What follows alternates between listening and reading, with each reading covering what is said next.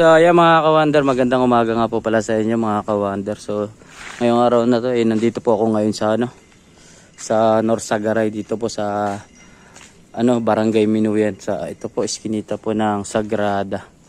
So ayan, kahapon po kasi meron pong nagpa-concern dito na yung electric fan po nila na stand fan, Asahi po.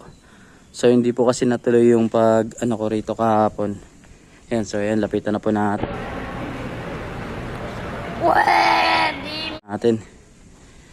Yan kasi nagmamadali po sila, sir.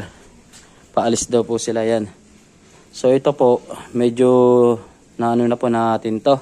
Pero hindi pa po natin totally na check up yung loob nito.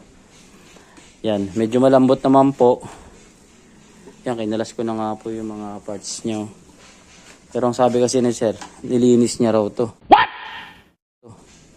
Yan, so siguro check up po muna tayo rito bago tayo mag-start. A few moments later. Yan, so ayan mga ka-wonder yan. So try na po natin ito isaksak. Ayan na po yung extension natin. Ayan na po yung mga gamit natin. Check up po muna natin to bago natin to malalaman. So ayan, saksak na po tayo. Yan, tignan po natin kung yan, so naka numbers naman po na yan.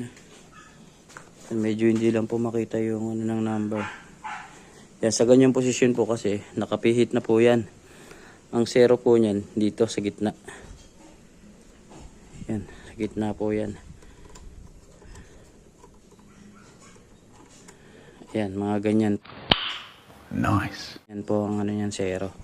Pero pag nakalihis na po yan ng mga ganun, yan, malamang naka numbers na po. Wala po kasi nakalagay na rito, guide na number.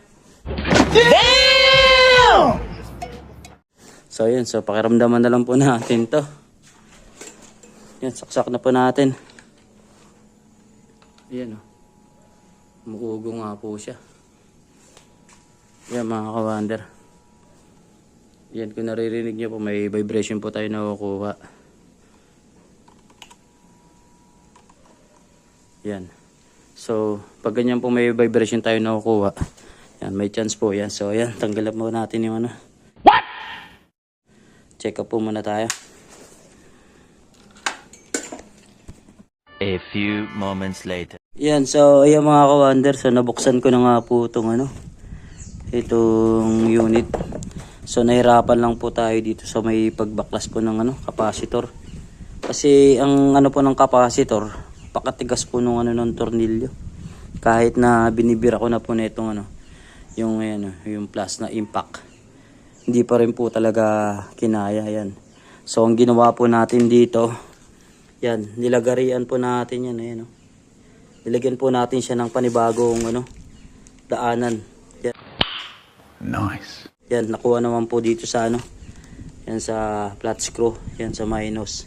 So ganun lang po yung gagawin nyo mga ka-wonder. Pag hindi po kaya ng screw na plus, yan, subukan nyo po lagyan ng panibagong daanan yung sa flat screw. Yan, impact din po yan. Yan, so makukuha na po yan. Pagka nakuha na po yan, matatanggal nyo na po yung capacitor. So ganun lang po yung technique mga ka-wonder. Yan, tanggalin na po natin to, tapos tignan na po natin kung okay pa po itong motor. Yan na.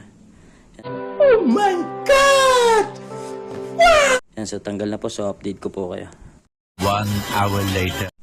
Yan, so yan mga ka-wonder, so nabalatan na nga po natin itong yan dyan sa motor. Yan mga ka-wonder, yan po yung capacitor. So yan, so check po muna natin itong tester kung gumagana. Connect lang po natin dito sa isang test prod. Yan. So yan, gumagana po siya. Yan, nakakabit na po yung isang test prod dun sa sa isang wires nung yan sa may motor po. So yan, kailangan po natin i-connect dito sa isang wires na bakante para malaman po natin kung buo pa po itong motor or wala na. Kasi pag ito po pumalo, ayun po yung sinasabi ko na may chance. Yun, kasi kanina po yung vibrate niya kanina talagang wala na. Parang napakahina na, yung parang 50-50 chance nga po. So yan, meron po kasing ganon. Tapos pagka chinek mo na po dito sa motor sa tester, wala na rin pong palo. Pagka wala na pong palo to, wala na po, motor na po to. So either kalakal na po or ipapa-rewind pa po nila sir. So ayan, check na po natin. Yan mga kawander oh. Yan. Yan, wala po. So wala pong pumapalo mga kawander.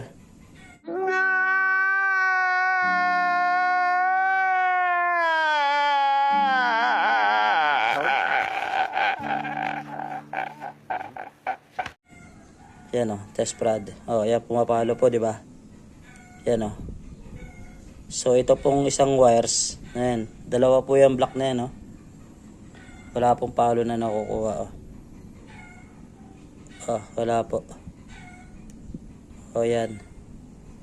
Pagdating dito sa ano, wala. So wala na po to mga kawander. So yan.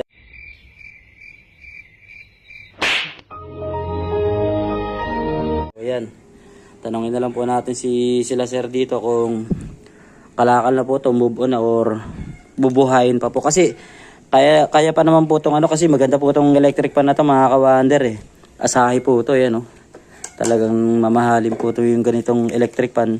Sayang naman po kung maitatapon lang to kung makakalakal lang. Eh siguro sa halagang ano, wala pang 1,000, mabubuo na po to. Motor lang po niyan eh siguro mga nasa 250 hanggang 300 po. Depende po yan sa laki, sa kapal ng ano ng motor. So yan, malalaman po natin yan pagka pinagawa to ni sir. Pagtatanong po natin kung magkano yung buo nito. So yan, so pag-usapan po muna namin ni sir to. So yan po si sir, ayan, nanonood.